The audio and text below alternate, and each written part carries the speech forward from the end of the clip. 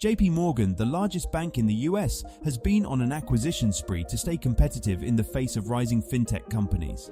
In 2021, they acquired Frank, a financial planning platform for college students, for $175 million. The startup, led by Charlie Javice, aimed to simplify the student financial aid process and had attracted over 4 million users. However, a year later, JPMorgan shut down the Frank website and accused Javice of orchestrating a massive fraud. The bank claimed that the majority of the 4 million users were fictitious, existing only in Javice's imagination. They accused Javice of fraud and sought to recover the entire acquisition cost. This turn of events was a significant setback for JPMorgan, which had seen the acquisition as an opportunity to expand its services and tap into the growing student financial aid market. The accusations against Javice highlighted the risks associated with acquiring startups and the need for thorough due diligence. JPMorgan's reputation was at stake, and the bank sought to take legal action to address the alleged fraud. The outcome of this case would not only impact the bank's financial standing, but also serve as a cautionary tale for other financial institutions navigating the evolving landscape of fintech acquisitions. JPMorgan's CEO, Jamie Dimon, had been proactive in pursuing growth through acquisitions, but this incident underscored the importance of ensuring the integrity and authenticity of the companies being acquired. In this video, we will delve into the creation of Frank by Charlie Javice and explore the allegations surrounding the purported scam that transpired between Javice and America's largest bank, JPMorgan. Charlie Javice had a privileged upbringing thanks to her father's wealth as a financier in New York. She attended an exclusive private high school where the tuition cost $40,000 per year, and later enrolled in the prestigious Wharton Business School at the University of Pennsylvania. After graduating, she managed to raise venture capital funds to support her education technology startup called Frank. In the United States, college tuition fees are exorbitant, and many students rely on loans and grants to afford their education. The free application for federal student aid, FAFSA form, is a crucial tool for securing student aid from the government.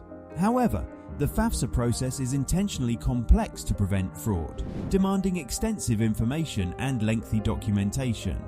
Filling out the FAFSA form can be time-consuming and burdensome for many students. To address this issue, Javice developed a user-friendly website called withfrank.org. It offered an efficient online platform for students to complete their FAFSA forms more quickly and effectively. In the initial years, Frank experienced rapid growth and Javice gained recognition, earning a spot on the Forbes 30 Under 30 list. She also received positive coverage in an article published by the dating website Bumble.com. Javice was perceived as an emerging visionary, potentially even a female counterpart to Steve Jobs. However, a significant challenge arose for Frank. While it attracted a large user base, the service it provided, filing FAFSA forms, was offered for free. Consequently, Frank didn't generate any revenue. Regardless of its size, the company operated at loss as an independent entity. Javice needed to find a solution to monetize her creation, which led her to consider selling it to a strategic buyer. However, the question remained: why would anyone be interested in acquiring a company that didn't generate revenue? Upon discovering Frank in 2021, JPMorgan Chase became immensely interested.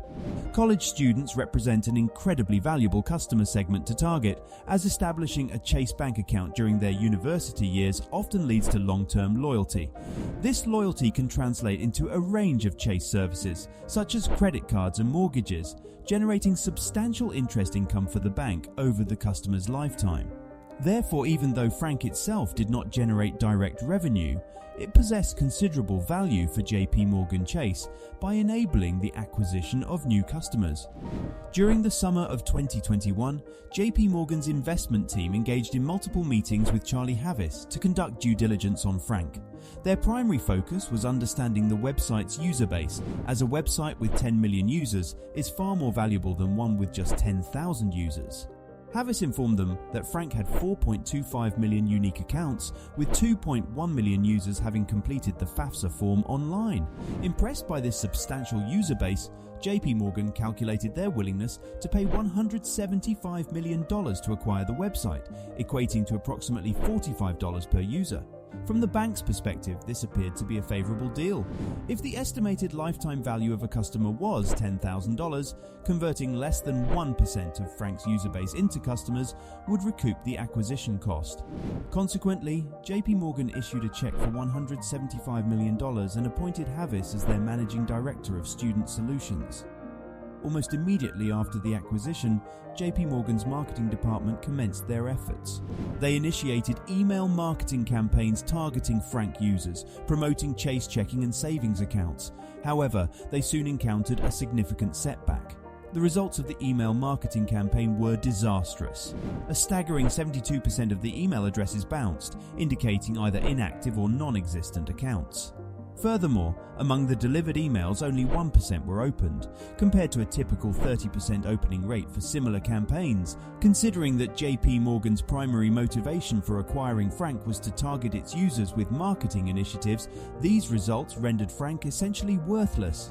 In essence, JPMorgan had paid $175 million for an ineffective marketing channel.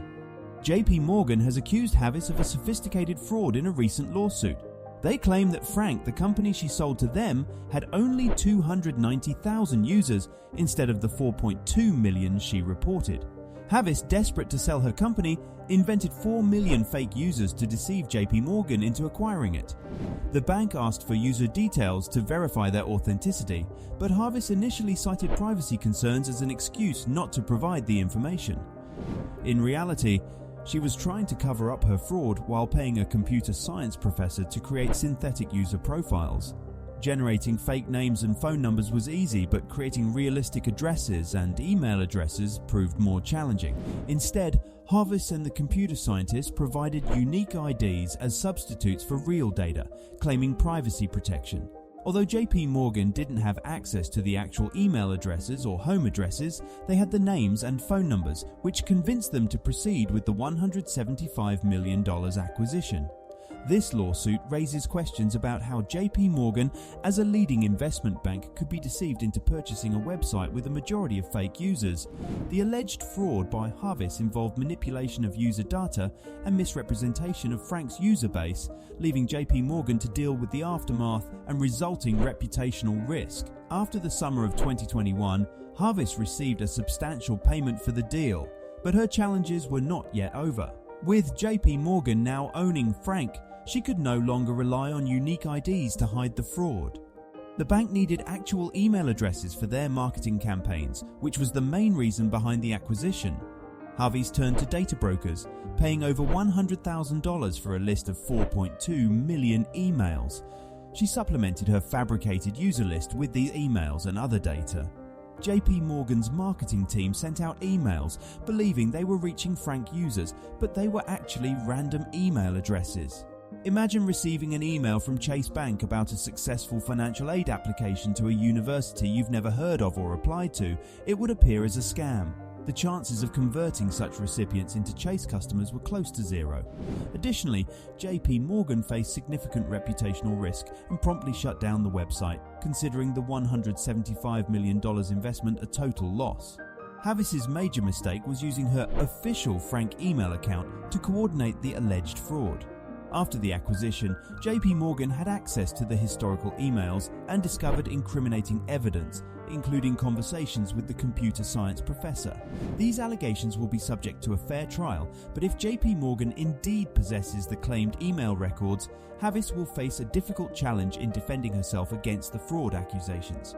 Charlie Javice shares striking similarities with convicted fraudster Elizabeth Holmes. Both graduated from prestigious universities and had influential backgrounds, enabling them to secure initial funding for their startups. Their missions were seemingly noble. Holmes aimed to democratize blood testing, while Javice sought to democratize student financial aid. Despite their long-term aspirations, they resorted to embellishments to attract immediate capital. After joining JPMorgan, Javice likely believed she could eventually make her startup, Frank, successful. Using a fake email list, she aimed to buy time to expand Frank with JPMorgan's resources and reach the claimed 4 million users. However, the exposure of her fraud raises doubts about her potential for legitimate success. That concludes our video. We're interested to hear your thoughts on Charlie Javice's alleged fraud, so please share your opinions in the comments section below. Thank you for watching, and we'll see you in the next video.